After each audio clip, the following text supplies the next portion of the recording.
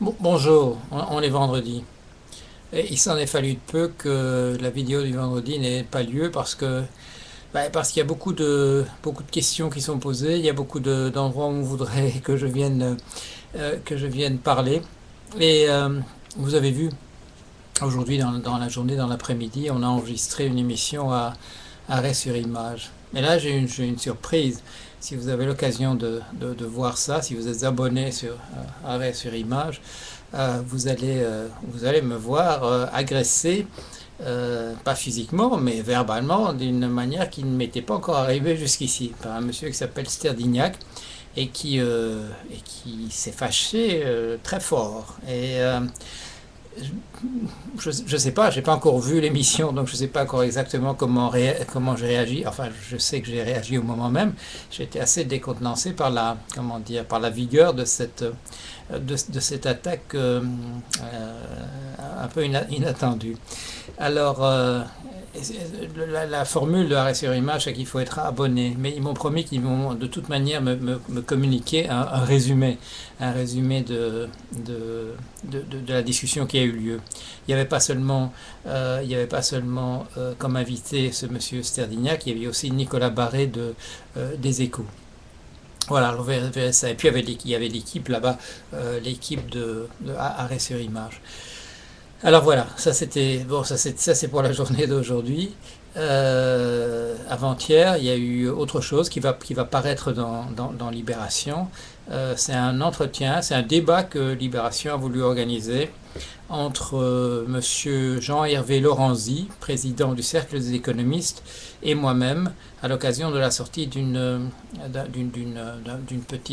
revue euh, produite par le Cercle des économistes qui s'appelle À quoi servent les économistes. Et on a eu une discussion assez serrée sur le sujet. Alors je ne sais pas exactement quand ça sort dans Libération, mais je vous le ferai savoir. Et demain, dans le journal belge, le soir, il y a un entretien que j'ai eu avec Dominique Berns, assez long, qui paraît dans ce journal belge. Et, et encore un autre projet, un autre projet qui est vraiment très intéressant pour vous qui êtes les lecteurs du blog, mais c'est un peu prématuré d'en parler, j'en parlerai. C'est très intéressant, très amusant aussi. Et voilà, ben j'en dis pas plus parce que j'attends un bien invité qui expliquera cette chose-là de manière plus détaillée de la part de la personne qui initie cette initiative, la personne qui est à l'origine de cette initiative et qui en parlera. Alors voilà, pour le reste de la semaine, ben comme vous le savez, ben on est dans cette affaire de la Grèce dont on découvre je dirais tous les ressorts.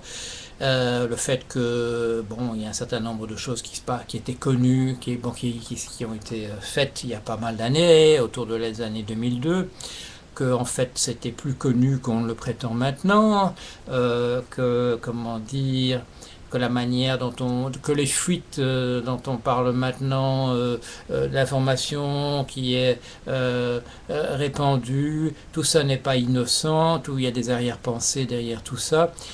Il y a des règlements de compte entre, entre les États-Unis et l'Europe, et il y a pas mal de règlements de compte, malheureusement, à l'intérieur même de l'Europe, du ressentiment qui a été accumulé et qui sort maintenant des rivalités de personnes, de nationalisme, etc., etc. Tout ça n'est pas bon, tout ça enfonce l'Europe. Il y a des tas de problèmes qui n'ont pas été réglés au moment où ils auraient dû. Il y a beaucoup d'entourloupettes qui ont été faites avec beaucoup de gens qui auraient dû ne pas les accepter et qui ont fermé les yeux, et ainsi de suite. Et tout ça vient maintenant à la surface, et tout ça est porteur de risques systémiques. Tout ça n'est pas brillant du tout. Tout ça va avoir des conséquences. J'en ai parlé, François Leclerc en a parlé. On est dans une situation de domino, avec la Grèce qui est le domino qui peut tomber. J'ai fait le parallèle déjà il y a plusieurs semaines, le parallèle entre ce qui est en train de se passer, Grèce, Portugal, Espagne, Irlande, Grande-Bretagne, le parallèle avec Bear Stearns, Lehman Brothers, Merrill Lynch et compagnie, il est tellement criant que c'en est ennuyeux, parce que on aurait pu tirer quand même quelques conséquences, quelques conclusions de ce qui s'était passé en 2008 aux États-Unis, mais non, on va refaire exactement la même chose. Et le système, c'est toujours le même, c'est toujours les CDS, dont on dit que finalement, ce sont des outils financiers quand même assez utiles, etc., etc. Bon, tout ça, bon, je me retiens de dire ce que je vais dire. Ce sont des outils qui ne sont pas utiles. Ils peuvent être utilisés pour les assurances, mais on peut faire ce type d'assurance d'une autre manière. Ils sont là pour permettre de spéculer sur la perte d'une autre compagnie, sur la perte de vos concurrents, sur la perte des pays que vous n'aimez pas. Tout ça, c'est à ça que ça sert. Et on fait de l'argent. Certains en gagnent, certains en perdent.